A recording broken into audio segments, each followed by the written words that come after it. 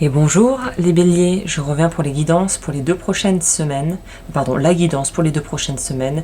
Comme toujours, prends ce qui te parle, et si ce tirage ne te parle pas, sache qu'il y en a d'autres sur la chaîne et que tu pourras les retrouver directement en parcourant un petit peu le fil de ce que j'ai pu produire ces derniers mois. Les guidances, donc du coup, là, vont être prédictives, enfin pas que, à vrai dire, et on va voir ce que les cartes ont à nous raconter pour toi. Donc ce qui est très intéressant au niveau de l'énergie générale qui se dégage, c'est qu'il semblerait qu'il y ait beaucoup de rebondissements et on va dire de changements positifs au niveau de ta vie émotionnelle, et je pousserai un peu plus jusqu'à dire peut-être ta vie sentimentale, ou en tout cas le socle, vraiment les gens qui sont proches de toi, dans ton intimité, dans ta famille, ou peut-être si tu as quelqu'un dans ta vie avec un partenaire de vie. Ce qu'on nous fait déjà comprendre ici, c'est cette notion, le fameux effet miroir, où ce qui se reflète à l'extérieur se reflète à l'intérieur et vice-versa. Et j'ai l'impression qu'il y a quelque chose de très... quelque chose de très lumineux, de très enjoué, de très vivant, quoi, si tu veux, qui se dégage et qui, un peu comme si ça impactait les autres et que ça les impactait de manière positive, un peu comme c'est contagieux, voilà. Le terme que je cherchais, c'est quelque chose de bonne humeur et de bonhomie contagieuse qui fait que tu vas être peut-être très sollicité pour des projets, pour voir des gens, pour être mis en avant sur des projets, des choses à faire. En tout cas, on sent une énergie de je suis mis en avant et je me sens bien en fait avec ça. Je suis en paix avec ça et je me sens rempli, je me sens bien, quoi. Au niveau de la vie relationnelle, ça m'intéresse de voir un petit peu ce qui va se jouer sur ce point-là. Ok. Là, ce qu'on te dit, et c'est très intéressant que les cartes puissent mettre en garde, si tu veux. Alors attention, évidemment rien de dramatique ici, mais ce qui est mis en avant de façon très claire et qui me paraît cohérent finalement avec le reste du tirage, c'est cette notion de ne sois pas trop naïf et ne sois pas dupe quand les gens ont l'air de t'ouvrir les bras et d'être là pour toi et de vouloir à tout prix être à tes côtés et t'aduler et te couvrir de louanges et de compliments. Fais attention à ce qu'il y a derrière. Et il y a cette notion également de ne pas avoir les yeux plus gros que le ventre, à savoir ne donne pas quelque chose que tu ne possèdes pas.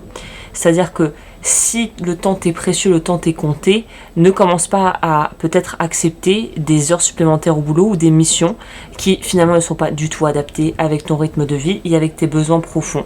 Il y a cette notion de faire attention à ne pas tomber dans une forme de codépendance, à vouloir tellement bien faire que finalement on se trouve lésé dans l'histoire.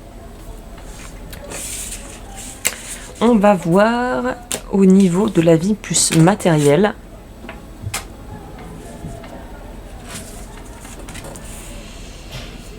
Au niveau de la vie matérielle. Au niveau de la vie matérielle, il y a une notion de quelque chose de soudain et qui peut faire peut-être un peu peur. Donc voilà, ce tirage, je pense, va te ravir parce qu'il y a quand même une notion de soudaineté et de choses qui se font assez rapidement. Mais dans tous les cas, c'est quelque chose qui va être salutaire.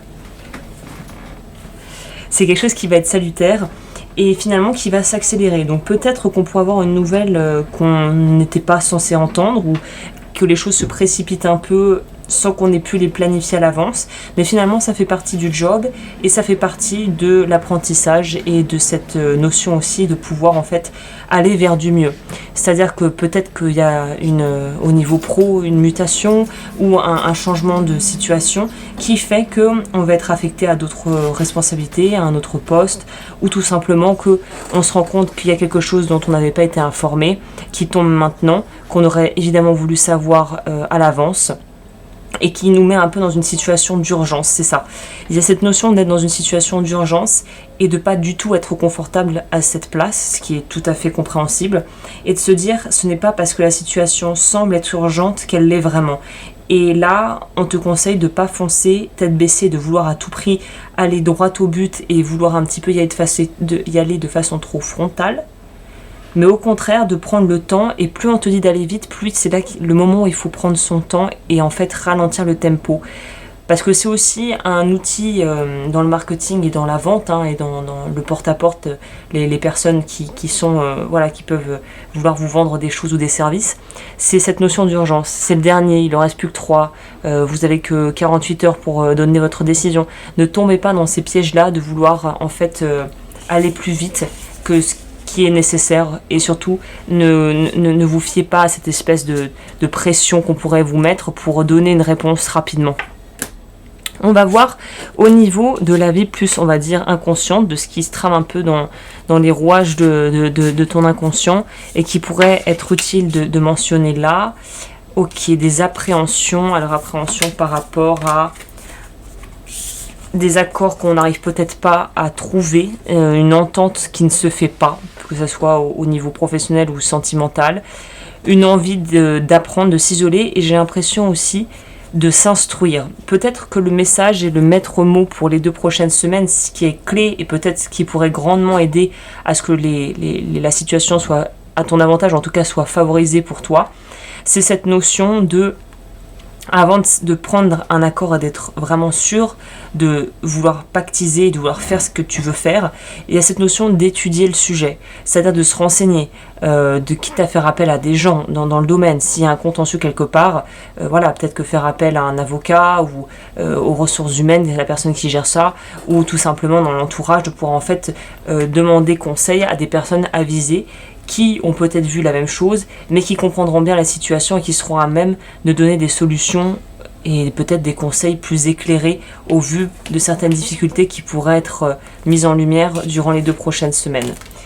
Et par rapport à la partie plus, on va dire, challengeante, même si on voit que la partie challengeante est quand même mise en avant déjà avec cette notion de ne pas trop donner ou arriver à pouvoir discerner les personnes qui sont intéressées de celles qui sont vraiment sincères.